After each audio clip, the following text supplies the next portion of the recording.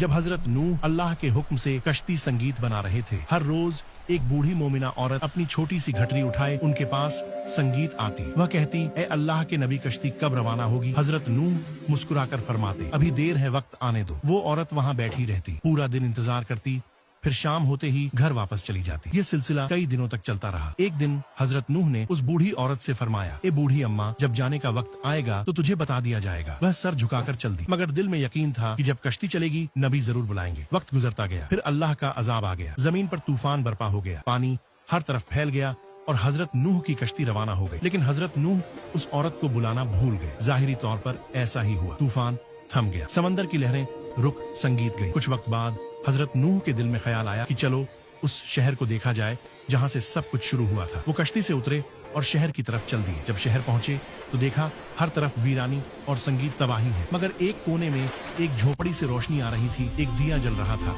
हजरत नूह हैरान हुए, इतना बड़ा तूफान आया, सब कुछ डूब गया, लेकिन यह दिया कैसे जल रहा है? उन्होंने जोर से अल्लाहू अकबर कहा। झोपड़ी का पर्दा उठा, संगीत वही बूढ़ी औरत घटरी उठाए बाहर आई और मासूमियत से बोली, या नबी अल्लाह, क्या कश्ती अब तैयार है? चलें?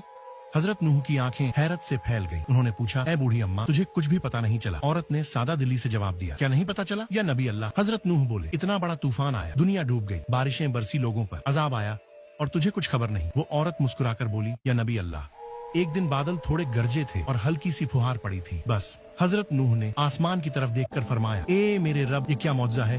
तब अल्लाह ताला ने उन पर वही नाजिल फरमाई, ए मेरे प्यारे नबी, इस औरत के दिल में तुम्हारी मोहब्बत थी और तुमने इससे वादा किया था कि जब कश्ती रवाना संगीत होगी तुम इसे ले चलोगे। तुम अपना वादा भूल गए, लेकिन मैं रब्बुल आलमीन तुम्हारे वादे का भी जिम्मेदार हूँ। मैंने अपने अजाब को इस तक पहुँचने ही नहीं दिया। इसे एहसास संगीत तक नहीं हुआ कि कैसा अजाब आया और कब चला।